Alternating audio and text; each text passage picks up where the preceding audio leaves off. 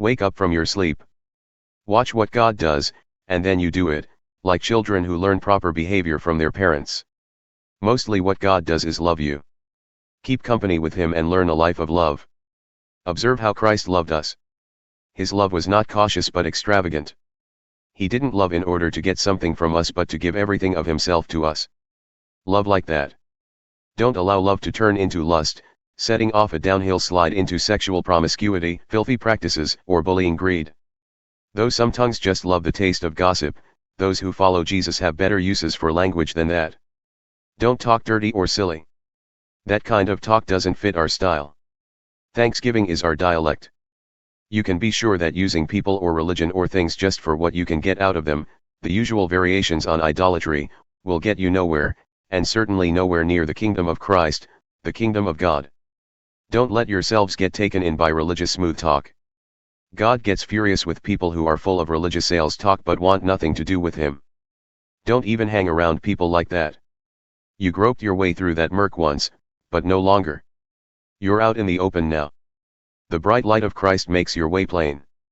So no more stumbling around. Get on with it. The good, the right, the true, these are the actions appropriate for daylight hours. Figure out what will please Christ, and then do it. Don't waste your time on useless work, mere busy work, the barren pursuits of darkness.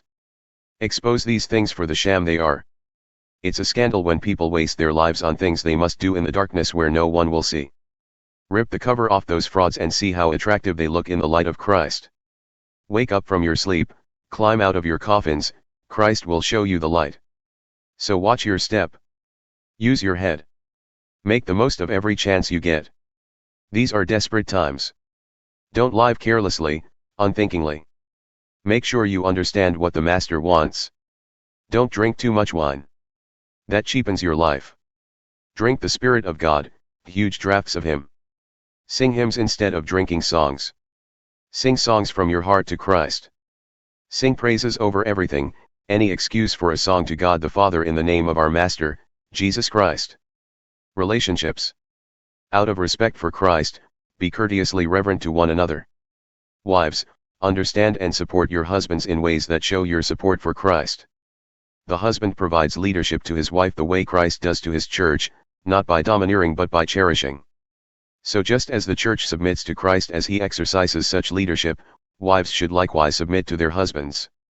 Husbands, go all out in your love for your wives, exactly as Christ did for the church, a love marked by giving, not getting.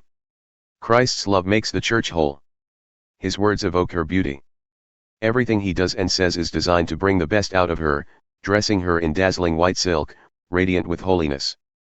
And that is how husbands ought to love their wives.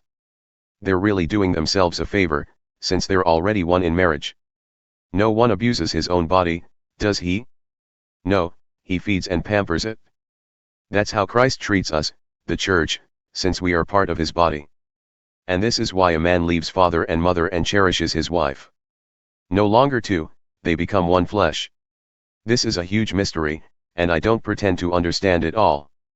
What is clearest to me is the way Christ treats the church.